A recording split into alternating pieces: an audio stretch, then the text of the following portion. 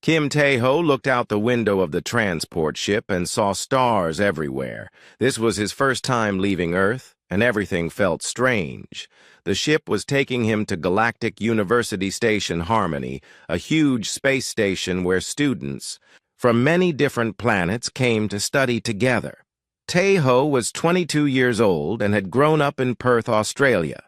His parents had moved there from Korea before he was born. He was going to study xenobiology, which meant learning about life forms from other planets. Back on Earth, he had always been good with animals and plants. He never thought this would be special until now. The transport ship landed at the station with a soft bump. Tae-ho picked up his bag and walked toward the exit. The bag was heavy with clothes and some things from home. His mom had packed extra food even though he told her the station would have everything he needed. Inside the station, Tae-ho felt very small. The ceiling was so high he could not see the top. There were aliens everywhere. Some looked like big insects with 6 arms. Others were blue and seemed to float instead of walk. One group looked like they were made of crystal and sparkled when they moved. Tae-ho found the student housing area and looked for his room number. When he opened the door, he saw another human sitting at a desk. The person looked up and smiled. "You must be Tae-ho," the person said in Korean. "I am Lee Soo-bin. I will be your roommate." Tae-ho felt better hearing Korean words. Soo-bin was studying diplomatic relations and had been at the station for 6 months already. He was thin and wore glasses that made him look very smart. "Is it always this busy here?" Tae-ho asked, putting his bag on the empty bed. "Wait until you see orientation tomorrow," Soo-bin said with a laugh. "All the new students meet together. It can be quite interesting." The next morning, Tae-ho and Soo-bin walked to a big room filled with hundreds of students. Most were aliens, but Tae-ho could see a few other humans scattered around. Soo-bin pointed to a group of humans sitting together. "Those are the other Korean students," Soo-bin said. "Come, I will introduce you." They walked over to the group. There was Park Jin-woo, who was in his final year and seemed to be the leader. Yoon Da-eun was an engineering student with bright eyes who smiled when she saw Tae-ho. Choi Min-ho was studying medicine and looked tired from staying up late with his books. "Welcome to the most expensive zoo in the galaxy," Jin-woo said with a grin. "Here, humans are the strange animals everyone wants to look at." Before Tae-ho could ask what he meant, a loud voice filled the room. The orientation was starting. A tall alien with purple skin and 4 arms stood at the front. This was the station director. "Welcome, new students," the director said. "You come from many worlds to learn together. Remember, we are all civilized beings here." After the official welcome, students started talking in small groups. Tae-ho noticed that many aliens were looking at the human students and whispering. He could not understand what they were saying, but their faces did not look friendly. A large alien with gray skin and muscles like a bodybuilder walked up to their group. Soo-bin whispered that this was Veltar, a Zentorian warrior scholar. Behind him were 2 other aliens. One looked like it was made of blue crystal and moved very carefully. The other was covered in what looked like fish scales. "So, these are the humans from the Deathworld," Veltar said in a deep voice. His words were clear, but his accent was strange. "Deathworld?" Tae-ho asked. Veltar laughed, but it did not sound happy. "Earth! Your primitive planet where everything tries to kill you. We have heard the stories. Very amusing." The crystal alien, who Soo-bin said was named Kixmoth, spoke in a voice like wind chimes. How do any of you survive to adulthood on such a dangerous world? It is not that bad, Teho said. You just need to be careful. Careful? The fish-like alien called Bloopnex made a sound like water bubbling. We have seen your nature documentaries. Everything on your world is a predator or poisonous or both. Teho shrugged. Most things will not bother you if you do not bother them first. Veltar stepped closer. I do not believe humans are as tough as the stories say. You look weak to me. Dawun moved closer to Teho, but he held up his hand. He was getting annoyed now. What kind of stories? Teho asked. Stories of humans fighting giant beasts with their bare hands, Veltar said. Impossible stories. Teho thought about this. Oh, you mean like the time I had to wrestle a crocodile? All the aliens stopped talking. Even students from other groups turned to look. You wrestled a crocodile? Kixmoth asked. The crystal alien was shaking a little. Well, yeah, Teho said. It had grabbed my dog and was trying to drag him into the water. I could not just watch. Your dog, Bloopnex repeated slowly. My pet. A small animal that lives with humans as a friend. You risked your life for a pet? Veltar asked. Teho was confused by their reactions. Of course. That is what you do for family. The aliens looked at each other with wide eyes. Jinwoo was trying not to laugh. Daeun looked impressed, and Subin was shaking his head like he could not believe what was happening. This human is clearly insane, Kixmoth whispered.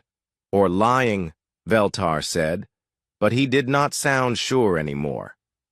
Minho pulled out his tablet and found a video file. Actually, Earth News covered that story. Taiho was on TV. He turned the tablet so the aliens could see. The video showed a younger Taiho jumping into muddy water and grabbing a large crocodile. The crocodile was bigger than Taiho, but he managed to pry its mouth open and pull out a small dog. The dog was hurt but alive. The aliens watched the video in complete silence. When it ended, Kixmoth made a sound like breaking glass. That creature could have eaten you, Bloopnex said. Probably, Teho agreed. But it did not. Veltar stared at Teho for a long moment. Then he turned and walked away without saying another word. The other aliens followed him, whispering frantically among themselves. Well, Jinwoo said with a big smile, I think you just became famous. Teho looked around the room. Every alien was staring at him now. Some looked scared, others looked fascinated, and a few looked like they wanted to run away. Is this going to be a problem? Taiho asked. Subin patted him on the shoulder. Probably, but do not worry. We Koreans stick together. Da-un nodded. Besides, now they will definitely remember us. As they left the orientation room, Teho could hear aliens talking excitedly in languages he did not understand. He had a feeling his time at the university was going to be very different from what he had expected. He just wanted to study biology and maybe make some friends. He had no idea that saving his dog from a crocodile would make him the most talked-about student in the galaxy. 3 days after the orientation, Teho noticed that something strange was happening. Wherever he went in the station, aliens would stop talking when they saw him. Some would quickly walk in the other direction. Others would stare at him from far away, like he was a dangerous animal in a zoo. Subin found this very funny. You have become the station's celebrity, he said while they ate breakfast in the cafeteria. I heard 2 Zentorians talking about you yesterday. They called you the human who hunts apex predators for sport. I do not hunt anything for sport, Teho said. I was just helping my dog. Try explaining that to them, said a new voice. Tae-ho looked up to see another Korean student sitting down at their table. This was Choi Min-ho, the medical student they had met at orientation. The problem is getting worse, Min-ho continued. I was in xenobiology class yesterday, and Professor Kethvar spent the whole time talking about Deathworld survival adaptations. Every few minutes, he would look at me and ask if humans really do the things he had heard about. What kind of things? Tae-ho asked. Things like drinking poison for fun, swimming with predators, and eating food that would kill most species. Min-ho pushed his food around on his plate. I tried to explain that we do not actually drink poison, but then I remembered that humans drink alcohol. To most aliens, alcohol is literally poison. Tae-ho had not thought about this. On Earth, having a beer with friends was normal. Here, it might seem like humans enjoyed consuming toxic substances for entertainment. Da-eun joined them at the table, carrying a tablet that was beeping with messages. Everyone wants to interview the human students now, she said. 3 different galactic news networks have contacted me. They want to know about life on the Deathworld and how humans train for survival. We do not train for survival, Subin said. We just live. That is exactly what makes it so scary to them, Da-eun replied. To us, avoiding poisonous spiders is common sense. To them, the fact that we even know what a poisonous spider looks like means we live in a nightmare world. Jin-woo appeared at their table looking tired. As the senior Korean student, he had been dealing with questions from university officials all morning. The administration wants to set up a meeting, he said. Apparently, some alien parents are concerned about their children studying near humans. They think we might be dangerous. That is ridiculous, Tae-ho said. Is it? Jin-woo asked. Think about it from their perspective. Their children come from worlds where the most dangerous thing might be a strong breeze. Then they meet students from a planet where children learn to identify deadly creatures before they can walk properly. Tae-ho was starting to understand the problem. What seemed normal to him was extraordinary to aliens who had never faced any real danger in their lives. The situation got worse during his first xenobiology lab class. Professor Zenthala was an ancient academic who had studied dangerous worlds for hundreds of years, but only from the safety of her laboratory. Today, we will examine samples from various worlds, she announced to the class. Please remember that even these small samples can be dangerous if not handled properly. She handed out containers with different specimens. Tae-ho looked at his sample and recognized it immediately. It was a type of earth moss that grew in caves. This specimen is from the Deathworld Earth, Professor Zenthala said dramatically. It contains microorganisms that could be fatal to most species if not contained properly. Tae-ho raised his hand. Professor, this is just cave moss. It is completely harmless. The class went silent. Professor Zenthala stared at him. Harmless? She repeated. Yes. I used to collect this stuff when I went caving with my father. Sometimes we would sleep on it if we could not find dry ground. Several alien students made sounds of horror. Kixmoth, who was also in the class, started shaking so hard that his crystal body made ringing sounds. You used it as bedding? Professor Zenthala asked. Sure, it is soft and does not smell bad. Professor Zenthala sat down heavily in her chair.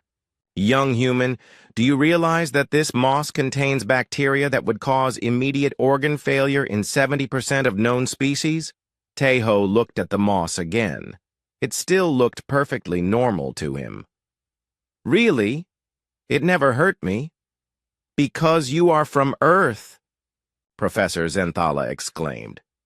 Your immune system is designed to handle these microorganisms. The rest of us need protective equipment just to be in the same room as it. After class, Tae-ho walked back to his room feeling confused. He was starting to realize that many things he considered normal were actually quite dangerous to other species. Subin was waiting for him with more news. I just got a message from my diplomatic relations professor. She wants me to give a presentation about human-alien cultural differences. That sounds reasonable, Tae-ho said. She wants me to explain why humans seem to enjoy dangerous activities. Apparently, some aliens think that humans must be naturally aggressive because we participate in contact sports. Contact sports? You know, like rugby, boxing, martial arts, things where people might get hurt. Tae-ho thought about his rugby games back in Perth. They were fun, but he had never considered them particularly dangerous. Sure, people got bruises and sometimes broke bones, but that was just part of the game. I also have some other news, Subin continued. Da-yoon has been getting a lot of attention in her engineering classes. Good attention? Very good. She mentioned that she designed some equipment for surviving in harsh environments, and now every professor wants to see her work. Apparently, most aliens cannot even imagine the kind of conditions that Earth engineers have to plan for. That evening, all the Korean students met in Jin-woo's room to discuss the situation. Besides the ones Tae-ho had already met, there were a few others he was just getting to know. Han Bo-ram was a psychology student who had been observing alien behavior since the crocodile video went viral. This is fascinating from a research perspective, she said. Most of these aliens come from worlds with very stable environments. They have never had to develop survival instincts like humans. Kang Soo-jin was an athletic scholarship student who had competed in the Olympics before coming to the university. I went to the gym yesterday and accidentally started a panic, she said. I was just doing my normal workout routine, but apparently lifting weights that heavy is considered superhuman here. How heavy? Tae-ho asked. About what I used to bench press in high school. Lim Jae-sung, a philosophy student, looked troubled. I wonder if we should be concerned about this. Are we accidentally intimidating other students? We are not doing anything wrong, Jin-woo said. We are just being ourselves. But maybe we should be more careful, Jae-sung continued. If our normal behavior is frightening to others, do we have a responsibility to change it? An Yuri, who was studying communications, had been quiet until now. I do not think we should change who we are, she said, but maybe we can help them understand us better. How? Subin asked. Education, Yuri said. If they are afraid because they do not understand, then we need to explain things better. Bo-ram nodded.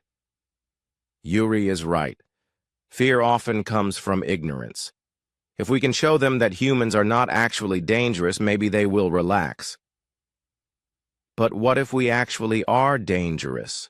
Minho asked quietly.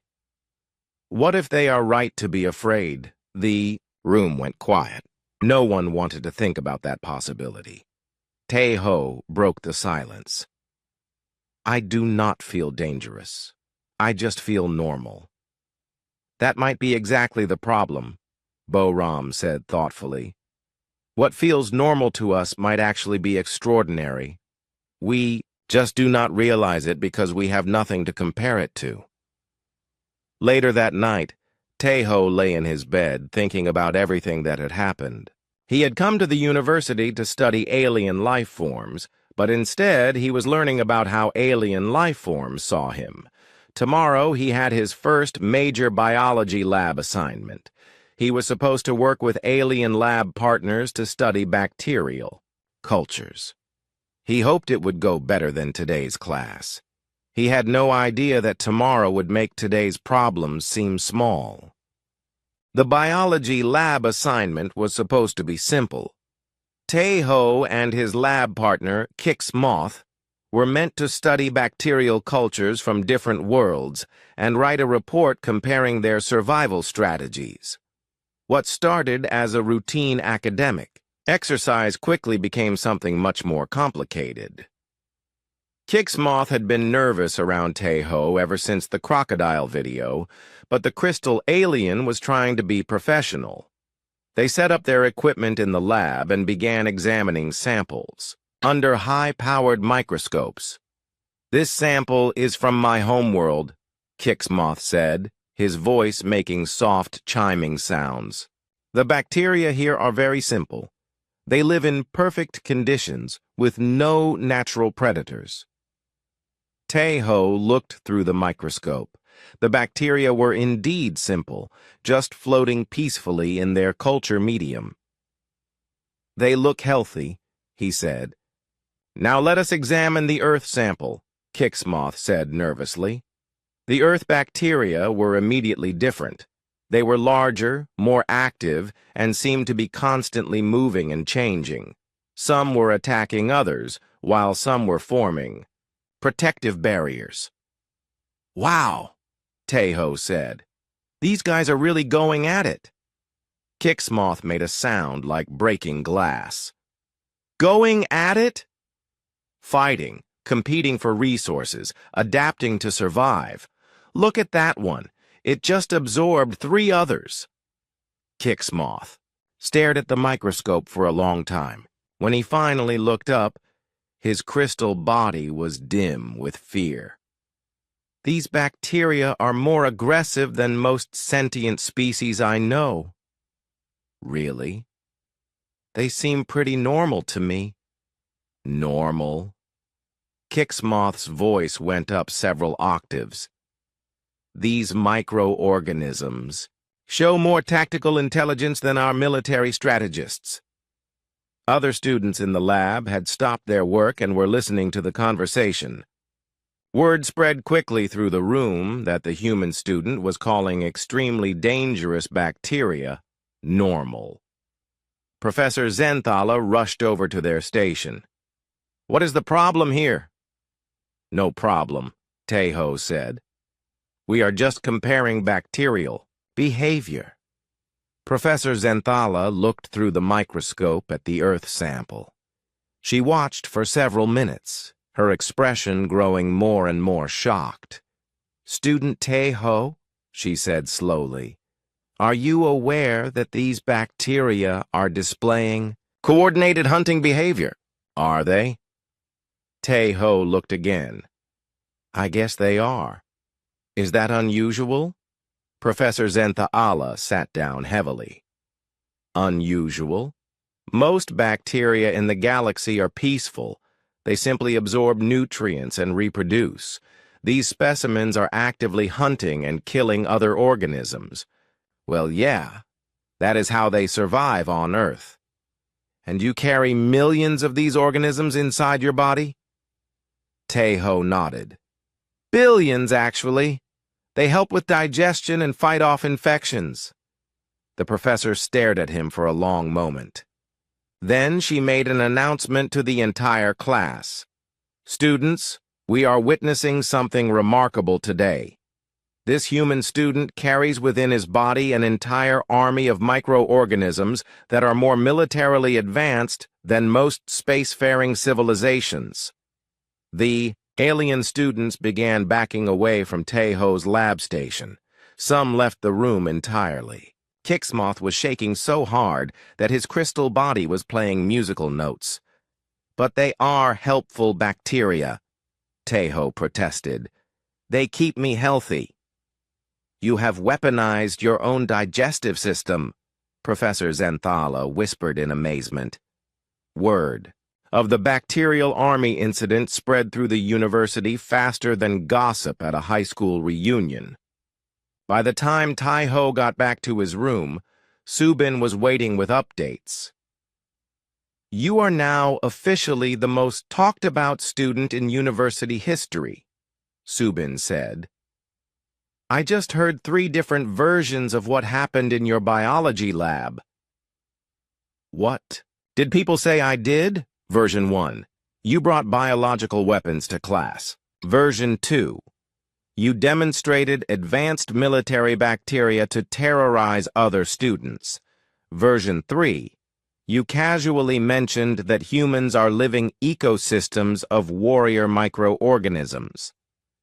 I just looked at some bacteria through a microscope.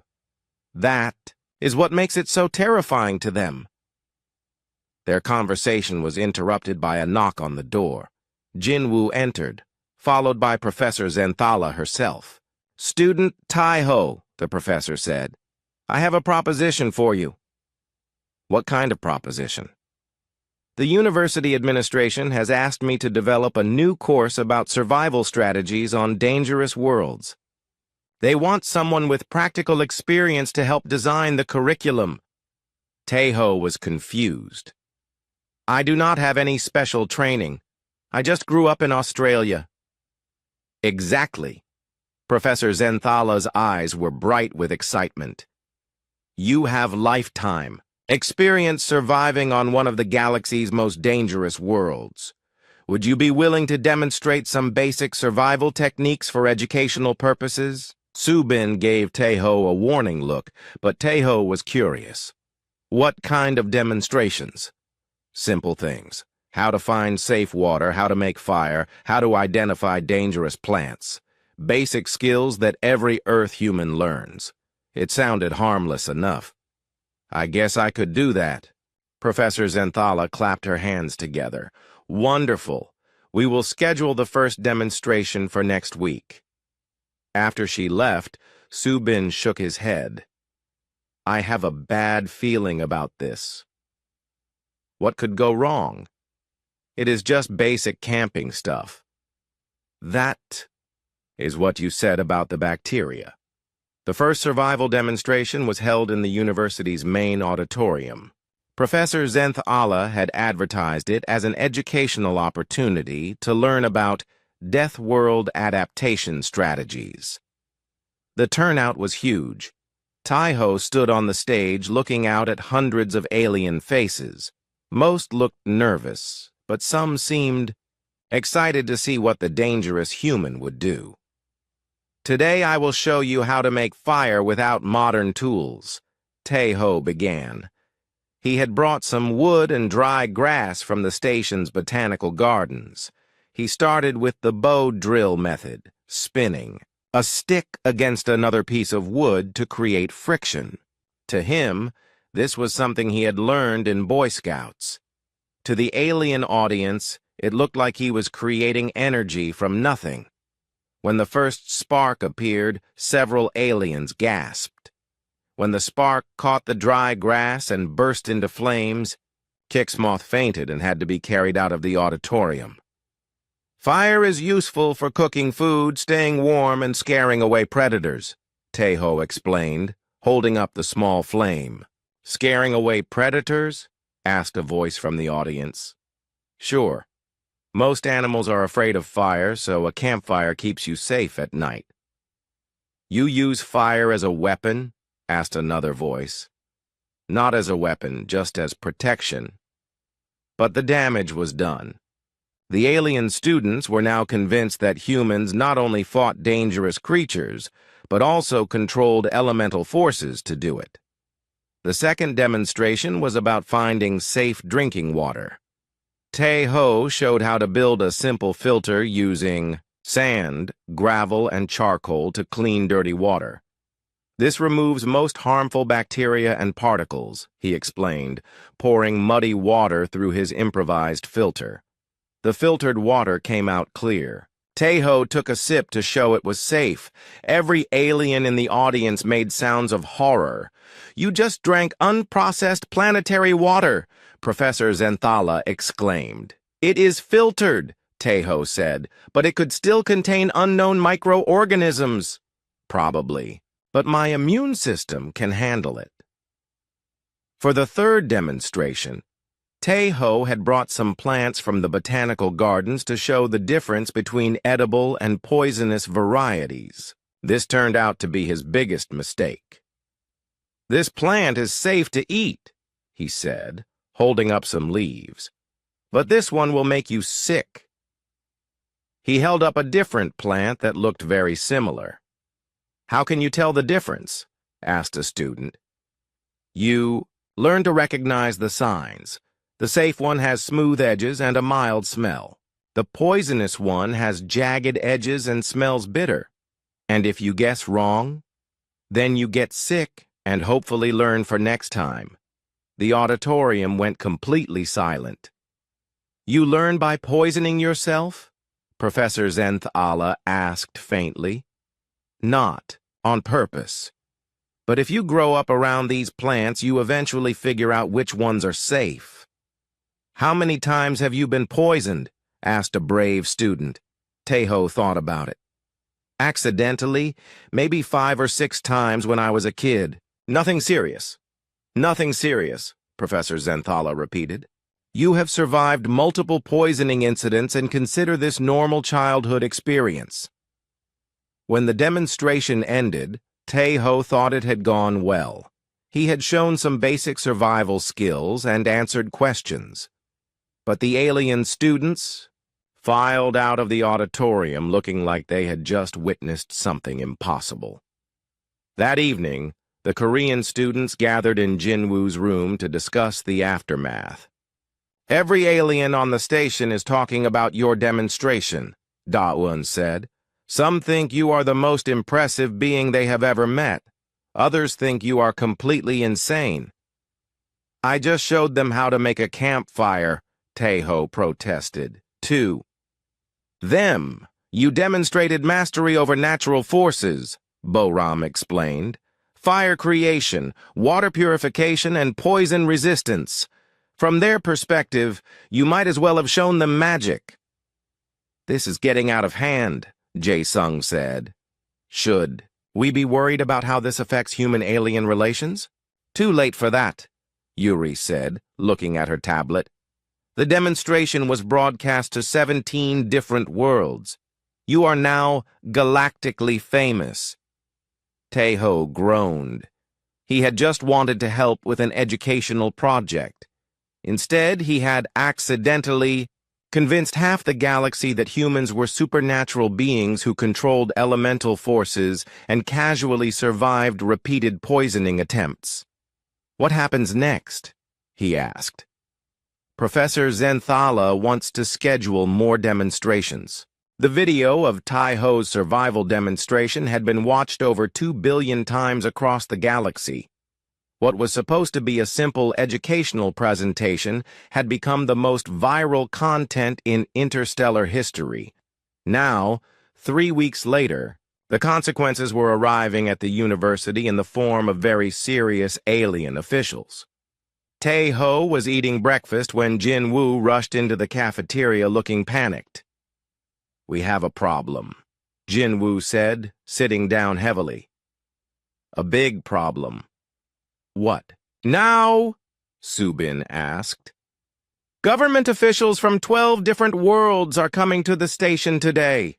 They want to investigate the human threat level and assess whether Earth students should be allowed to continue studying here." Teho nearly choked on his food. "Threat level? I showed people how to make a campfire." "That is exactly the problem," Jinwoo continued. "Apparently, several alien governments think your demonstrations prove that humans are trained warriors. They want to know why Earth is sending super soldiers to academic institutions." Da-eun looked up from her tablet. "It gets worse. I just got a message from the university administration. They want all human students to attend a special assessment session this afternoon." "What kind of assessment?" Minho asked nervously. "They want to test our capabilities to determine if we pose a security risk." The other Korean students had been listening to the conversation. Boram, who had been studying alien psychology, looked particularly worried. "This could be very bad for human-alien relations," she said. "If they decide we are dangerous, it could affect everything from trade agreements to diplomatic relations." Lim Jae-sung, the philosophy student, had been quiet throughout the discussion. Finally, he spoke up. "I have been thinking about this situation," he said slowly. "Are we being fair to the other students here?" Everyone turned to look at him. "What do you mean?" Yuri asked. "Think about it from their perspective," Jae-sung continued. "They come from safe worlds where nothing ever threatens them. Then they meet us, and we casually mention surviving things that would kill them instantly. Are we accidentally traumatizing them?" "We are not doing anything wrong," Sujin protested. The athletic student had been dealing with her own problems after accidentally setting 3 university fitness records during a casual workout. "But intent does not matter if the result is fear," Jae-sung said. "If our normal behavior makes others feel unsafe, do we have a moral obligation to change it?" "Change it how?" Taeho asked. "Should I pretend I never learned basic survival skills?" "Maybe we should be more careful about what we share," Jae-sung suggested. "Or maybe they need to understand that we are not actually dangerous," Yuri countered. "Fear based on misunderstanding is still just fear." The argument was interrupted by an announcement over the station's communication system. "All human students report to Conference Room Alpha immediately for mandatory assessment." The Korean students looked at each other nervously. This was really happening. Conference Room Alpha was the largest meeting space on the station. When the human students arrived, they found it filled with alien officials wearing formal uniforms and carrying recording devices. At the front of the room sat a panel of 5 beings that looked very important and very serious. The panel leader was a tall, gray-skinned alien with multiple eyes. When all the human students had taken their seats, she began to speak. "I am Admiral Vexthara of the Galactic Security Council," she announced. "We are here to assess the potential threat level posed by human students at this institution." Taeho felt sick to his stomach. This was so much bigger than he had imagined. "We have reviewed the viral content featuring student Kim Taeho," Admiral Vexthara continued. "Our analysis indicates that humans may possess advanced survival capabilities that could be weaponized." "With respect, Admiral," Jin-woo said, standing up, "we are students, not soldiers." "That remains to be determined," another panel member replied. This one looked like a giant blue mantis.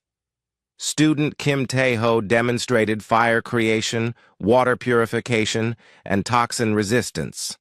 "These are advanced military skills. Those are basic camping skills," Taeho protested. "Basic?" The mantis alien's head tilted to an impossible angle. "Student Kim, please demonstrate your fire creation ability." Taeho looked around nervously. There were at least 50 alien officials watching him, plus cameras recording everything. He felt like he was in a trial where the verdict had already been decided. I do not have the materials here," he said. Admiral Vexthara gestured to an aide who brought forward a box containing wood and dry materials. "Demonstrate," she ordered. Taeho's hands were shaking as he set up the bow drill. He could feel everyone watching his every move. When he managed to create a spark, several officials stepped backward. When the spark caught fire, one alien made a sound like a computer crash. "Remarkable," Admiral Vexthara said, making notes on her tablet. "Student Kim has just created thermal energy using only primitive materials and physical force." "It is just friction," Taeho said weakly. "Just friction," the Admiral repeated. "Student Kim, are you aware that most civilized species require advanced technology to create controlled combustion?" Taeho was beginning to understand how different their worlds really were. On Earth, making fire was something humans had been doing for thousands of years. Here, it was apparently advanced technology. Now, Admiral Vexithara continued, we would like to test your physical capabilities. They brought in testing equipment and asked Taeho to perform basic exercises. When he did a simple push-up, the officials murmured among themselves. When he lifted what seemed like a normal weight, several aliens had to sit down. These strength levels are consistent with military conditioning, the Mantis alien announced. Aye. Just play rugby sometimes, Taeho said. Rugby? Subin stood up. It is a sport where humans chase a ball and tackle each other. The room went silent. You engage in combat sports for entertainment? Admiral Vexithara asked. It is not combat, it is just a game. You physically attack other humans for fun? Taeho realized how this must sound to aliens who had probably never experienced any form of physical conflict. We do not attack each other, we try to stop the other team from scoring. By using physical force? Well, yes. The officials were writing frantically on their tablets. Taeho felt like every word he said was making things worse. Student Kim, Admiral Vexithara said, you have demonstrated advanced survival skills, superior physical capabilities, and training in combat sports. You also carry biological weapons in your digestive system and have survived multiple poisoning incidents. How do you explain these abilities? I am just a normal human, Taeho said desperately. Normal? The Admiral looked at her notes. Student Kim, based on our assessment, you possess capabilities that exceed those of our elite military units. If you are normal by human standards, then every human is a potential super soldier. The other Korean students were watching this with growing alarm. Da-eun looked like she wanted to say something, but Minho shook his head slightly. We need to conduct similar assessments on all human students, Admiral Vexthara announced. 4. The next 2 hours, every human student was put through the same tests. The results were consistent and terrifying to the alien officials. Every human showed strength levels that seemed impossible, reflexes that appeared superhuman, and casual knowledge of survival techniques that looked like military training. When Soo-jin demonstrated her normal workout routine, 2 officials had to leave the room. When Minho mentioned that human medical students practiced on cadavers, 1 alien fainted completely. The assessment concluded with Admiral Vexithara making an announcement that would change everything. Based on our findings, she said, we are recommending that Earth be classified as a restricted world and that humans be classified as a potentially dangerous species. What does that mean? Yuri asked. It means that human travel to other worlds will require special permits and supervision. It also means that this university program will be suspended pending further review. The room erupted in shocked voices. The human students were talking frantically among themselves, while the alien officials continued making notes and recordings. Taeho sat in his chair feeling numb. All he had wanted was to study biology and maybe learn about alien life forms. Instead, he had accidentally caused an interstellar incident that might prevent humans from ever traveling to other worlds again. This is not over, Jinwoo said quietly to the group. We need to find a way to fix this. How? Taeho asked. How do you convince someone that you are not dangerous when everything normal about you seems terrifying to them? I do not know, Jinwoo admitted. But we have to try. As the officials filed out of the room, Taeho could hear them discussing containment protocols and security measures. He had become the most famous human in the galaxy, but not in the way he had ever wanted. Korean students gathered around him, offering support and encouragement. But Tae-ho could see the worry in their eyes. They were all thinking the same thing. What if the aliens were right? What if humans really were too dangerous for the rest of the galaxy? That night, as Tae-ho lay in his bed staring at the ceiling, he wondered if he would ever see Earth again. And if he did, would he be the last human to ever leave it? The emergency meeting was called for the next morning. Admiral Vexithara and her team had spent the night reviewing their assessment data, and their conclusions were even more alarming than before. After careful analysis, Admiral Vexithara announced, "To the assembled human students, we have determined that humans pose an unacceptable risk to galactic peace and security." Tae-ho felt his heart sink. The other Korean students looked devastated. All their dreams of interstellar education were about to be destroyed because he had shown some aliens how to make a campfire. However, the Admiral continued, "We are prepared to make one final assessment. Student Kim Tae-ho, you will participate in our most advanced combat simulation. If you perform as we expect, it will confirm our conclusions about human military capabilities. And if I do not perform well," Tae-ho asked, "then perhaps we have misunderstood something about your species." The combat simulation chamber was the university's most sophisticated training facility. It could create holographic environments that were completely realistic, including simulated pain and injury. Military academies across the galaxy used similar systems to train elite soldiers. As Tae-ho was fitted with monitoring equipment, he could see dozens of alien officials watching from an observation deck. Professor Zenthala was there too, looking nervous but excited. The Korean students had been allowed to watch, and their faces showed a mixture of worry and encouragement. "The simulation will place you in a hostile environment against a class 7 Predator," Admiral Vexithara explained. "This is the same test we use for our most advanced military personnel. Most candidates require extensive training before attempting this level." "What am I supposed to do?" Tae-ho asked. "Survive.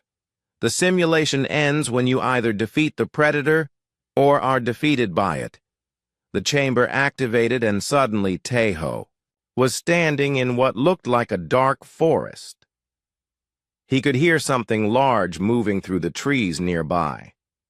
The simulation was incredibly realistic. He could smell the forest and feel the wind on his skin. A massive creature emerged from the shadows. It looked like a cross between a tiger and a bear, with claws that gleamed like metal and teeth the size of knives.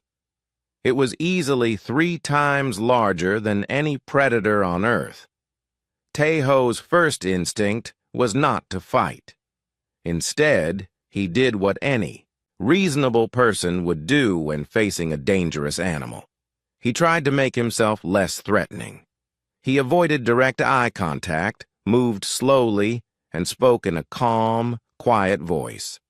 "Easy there, big guy," he said softly. "I am not here to hurt you." The predator seemed confused by this response. It had probably been programmed to expect aggressive behavior from test subjects. Tae-ho noticed a fallen tree branch nearby. Instead of picking it up as a weapon, he used it to make noise by tapping it against rocks, trying to give the predator an escape route while showing he was not a threat.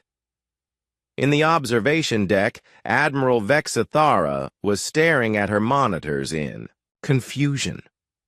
"What is he doing?" she asked. "I think," Professor Zenthala said slowly, "I think he is trying to avoid fighting it." "But this is a combat simulation." "Yes, but he does not know that. To him, this is just a dangerous animal that he wants to get away from safely." The simulation predator was becoming less aggressive as Tae-ho continued his non-threatening behavior. Eventually, it lost interest and wandered away into the forest. Tae-ho stood there for a moment, then called out, Is that it? Can I come out? Now? The simulation ended, and Taeho found himself back in the chamber surrounded by very confused alien officials. Student Kim, Admiral Vexthera said, "You were supposed to defeat the Predator." "I did not want to fight it," Taeho replied. "I just wanted it to leave me alone." "But you showed no fear." "Of course I was afraid. That thing could have killed me easily. That is exactly why I did not want to fight it." The Admiral looked at her data tablets.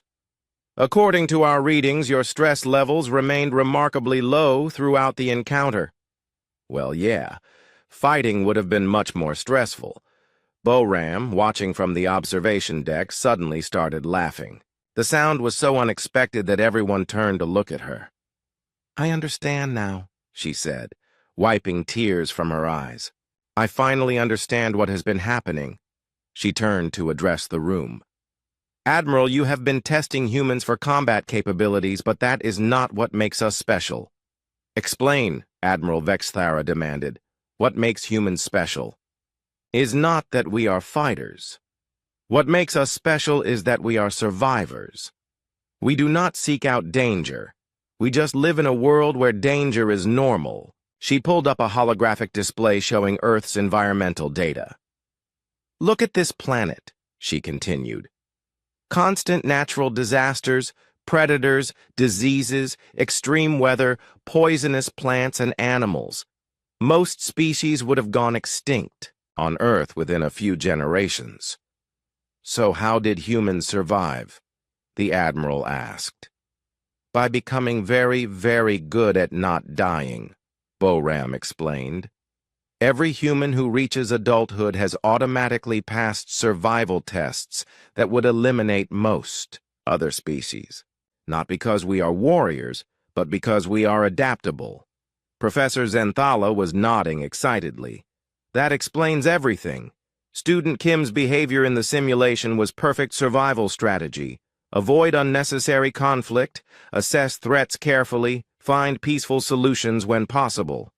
"But his physical capabilities," the mantis alien protested, "are normal for a species that has to be physically capable just to survive childhood," Boram continued. "On Earth, being able to run fast, climb trees, and lift heavy objects is not military training. It is basic life skills." Jae-sung stood up from the observation area. "Admiral, may I ask you something?" "Proceed." "What is the most dangerous thing that ever happened to you personally?" Admiral Vexithara thought for a moment. "Once, my transport ship had a minor malfunction and we had to wait 3 hours for repairs." "And how did you feel during those 3 hours?" "Terrified. It was the most frightening experience of my life." Jae-sung nodded. "Taeho once had to walk 5 kilometers through a thunderstorm because his car broke down. He considered it a minor inconvenience." The room was quiet as the aliens began to understand the implications. "So humans are not naturally aggressive," Admiral Vexithara said slowly. "You are naturally resilient." "Exactly," Yuri said, joining the conversation. "We do not look for fights. We just happen to come from a world where you have to be tough to survive." Minho added, "When I mentioned that medical students practice on dead bodies, you were horrified. But to us it is just the most practical way to learn anatomy. We are not comfortable with death. We just accept it as part of life." Admiral Vexithara was reviewing her notes with a completely different perspective now. "Your weapons are actually tools. Your combat training is actually play. Your military conditioning is actually normal childhood development." "Right," Taeho said. "I wrestled a crocodile because it had my dog, not because I enjoy fighting crocodiles. I know how to make fire because my dad taught me when we went camping, not because I am a weapons specialist." And you carry dangerous bacteria in your digestive system because you evolved alongside them, Professor Zenthala added. They are, not weapons. They are partners. The assessment team spent the rest of the day re-evaluating their data with this new understanding. When they reconvened that evening, Admiral Vexthera's entire attitude had changed. "We have reached new conclusions," she announced. "Humans are not a military threat to galactic peace. However, you are remarkable survivors who could be valuable allies in dangerous situations." "What does that mean for the university program?" Jinwoo asked. "The program will continue," Admiral Vexthera said. "But we are also recommending the establishment of a new field of study, survival sciences, with human students as primary instructors." Over the following months, everything changed at the university. The Korean students found themselves in high demand as consultants, teachers, and researchers. Daeyoon's engineering designs, inspired by Earth's extreme environments, revolutionized several industries. Minho pioneered new medical techniques based on human adaptability. Boram's research on survival psychology became required reading across the galaxy. Taeho finally got to focus on his xenobiology studies, though he also taught weekly classes on practical survival techniques to aliens who wanted to understand how life worked on dangerous worlds. His classes were always full, though most students attended virtually for safety reasons. The misunderstanding had turned into understanding, and that understanding had opened up possibilities that nobody had imagined before. 5 years later, Taeho stood in the same auditorium where he had first demonstrated fire-making. This time, he was giving a graduation speech to a mixed audience of human and alien students.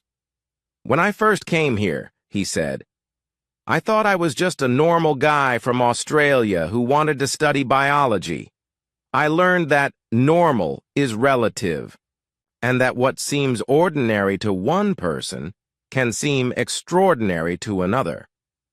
He looked out at the audience, which now included aliens from dozens of worlds who had come to study Deathworld adaptation strategies. "The most important thing I learned is that fear usually comes from not understanding. Once we understood each other better, we stopped being afraid and started being curious." In the front row, Subin smiled proudly. He had become the university's first human-alien diplomatic liaison,